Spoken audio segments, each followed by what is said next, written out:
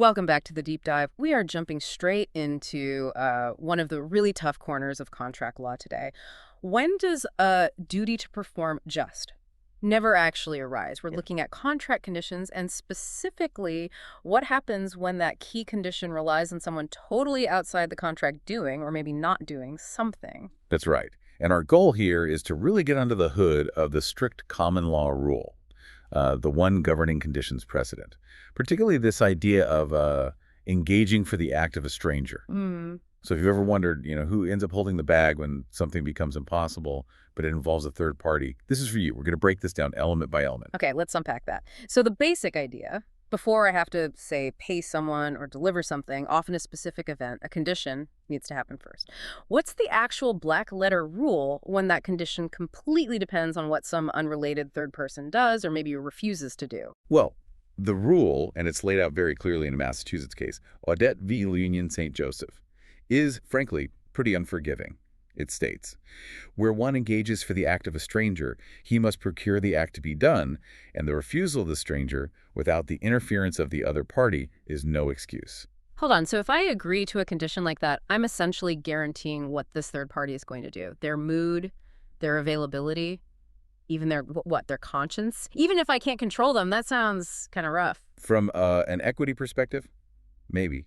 But from a strict common law view, the priority is certainty. It's about the objective words in the contract. The contract says X needs to happen. If X doesn't happen, well, the condition isn't met, your duty to perform. It just never kicks in. Right, I see the tension there. Okay, so to apply this rule properly, let's nail down what exactly needs to be proven. What are the testable elements? Yeah, we can break that rule down into three core elements the court looks for. First, did a party actually engage for the act of that third party? Second, did the stranger refuse or fail to do the act? And third, crucially, did this refusal happen without the interference of the other contracting party? Okay, let's use Audette v. Union St. Joseph to see how this plays out, how this strict rule can, well, crush what seems like a fair claim. First up, what are the legally dispositive facts? The facts are pretty straightforward, but they really set the scene for this strict approach. Louis Audette was a member of this association, the Union St. Joseph, which offered sick benefits. Their own rules, the bylaws, required a sick member wanting benefits to provide a very specific thing, a sworn certificate from a physician. Now, the doctor who treated Audette, he refused to give a sworn certificate.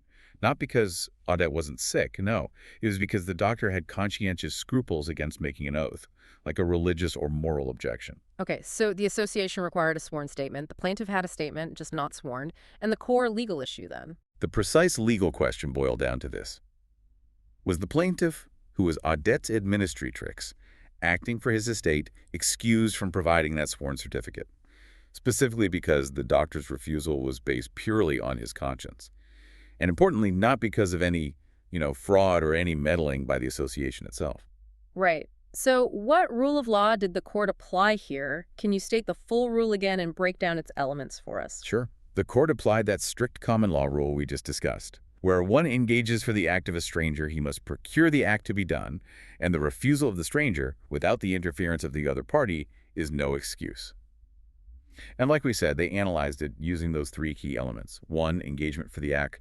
2, the stranger's refusal. And 3, no interference by the other party. Thank you. Now let's get into the court's elemental analysis, step by step. How did the court handle the first element? Did the plaintiff, or Audette, really engage for the act of a stranger? Right. So the sub-issue there was, does just agreeing to the association's bylaws count as engaging? And the court said explicitly yes. By becoming a member and agreeing to those rules, Audette effectively promised to get that sworn certificate if needed. So the plaintiff, standing in his shoes, was considered to have engaged for the Physicians Act. That responsibility came directly from the membership agreement. Element 1, met. Understood. Just by signing up, he took on that obligation. Okay, now for the second element. Was a refusal by the stranger, the doctor, without the interference of the other party, meaning the association? Yeah, this element looks at causation, basically. Did the association cause the refusal? The facts were clear. The doctor refused because of his own personal conscientious beliefs about oaths.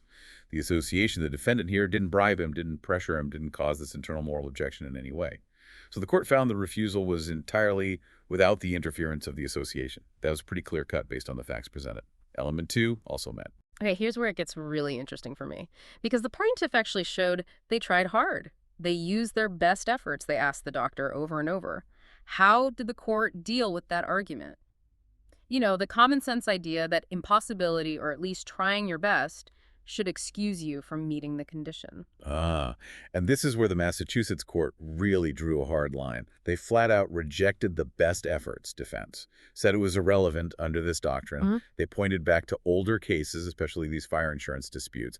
The court essentially said, look, we've seen this argument before and rejected it. For instance, if your fire insurance policy required you to get a certificate from a local magistrate saying the fire wasn't your fault and you just couldn't get it, maybe the magistrate refused or was away tough luck, you still couldn't claim the insurance. So they were relying on precedents like Johnson v. Insurance Co., where even if you tried and failed to get the required third-party document, the condition wasn't excused? Exactly. Those older cases establish the principle. Your inability to get the required certificate doesn't let you off the hook. The subjective difficulty, even impossibility, of getting that third party to act, it just doesn't override the objective requirement stated clearly in the contract. Wow. That level of strictness is something. It almost sounds like the court was deliberately choosing not to follow a more lenient path.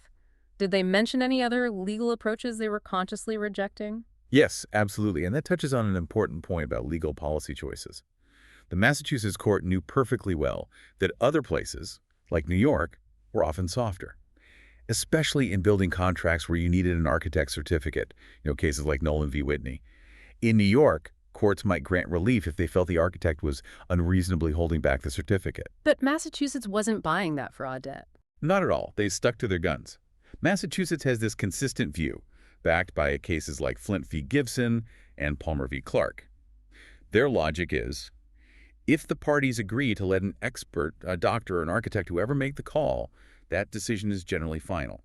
They refused to bring in that unreasonably withheld idea here. They stayed firm. Wow. You engage for the act of a stranger, you bear the risk if they fail, even if it's for reasons of conscience. Okay. So after breaking down all the elements and shooting down the best efforts or impossibility arguments, what was the court's final conclusion? Well, the conclusion followed directly from that analysis. Yeah. Since the condition precedent getting that sworn certificate didn't happen, and the failure wasn't the association's fault, the non-occurrence wasn't excused, period. This meant the plaintiff had no current right to the benefits. So the court upheld the judgment for the defendant, the association. They said the lawsuit was prematurely brought. Though interestingly, they did leave the door slightly ajar, noting the plaintiff could try again if, somehow, they later managed to get that sworn certificate. So the big takeaway really is, if you make your right to get paid or get some other benefit conditional on what a third party does, you've basically guaranteed that third party will cooperate, and oops, they wouldn't, or oops, they couldn't, is just not an excuse. That nails the essence of the Audette rule. You took the risk when you agreed to the condition. Right. Let's try a memorable hypothetical to really hammer this home, make sure everyone listening gets it.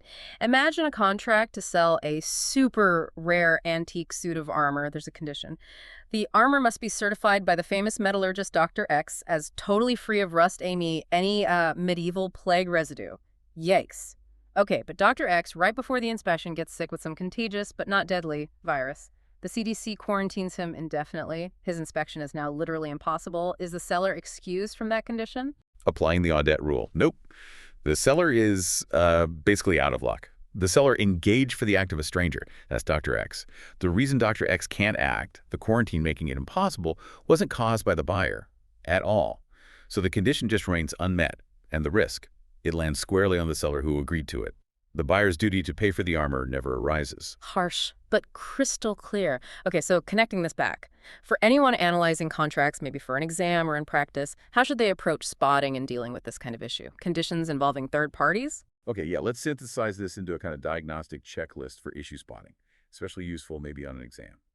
First, identify the condition. Is performance actually conditional? Look for those trigger words. Upon, provided that, if, subject to. Is there a specific event that must happen first? Second, identify the stranger. Critically, does that condition require an action from someone who is not a party to the contract? A doctor, an architect, a government inspector. If the promise is from the other contracting party, different rules apply, like impossibility. Third, apply the Audette risk rule.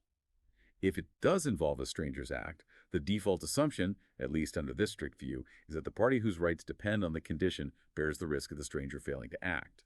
And remember that failure isn't excused just because it was difficult, impossible, or even due to the stranger's personal beliefs.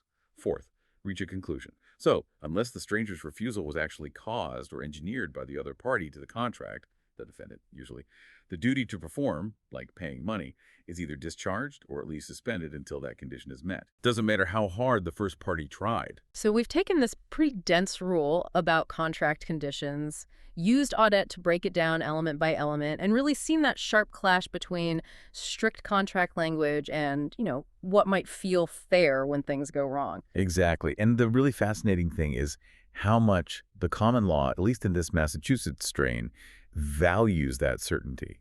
The idea is, if you could easily get out of conditions just by claiming impossibility, conditional promises wouldn't mean much, would they? Definitely gives you something to think about. And here's a final provocative thought for you to mull over. What if the physician in Audette hadn't been some independent doctor? What if he'd actually been an employee of the association itself? Would he still be a true stranger? And could that change the whole analysis about interference? Could it shift who bears the risk? We'll leave you to chew on that one as you continue your own deep dive into contract law.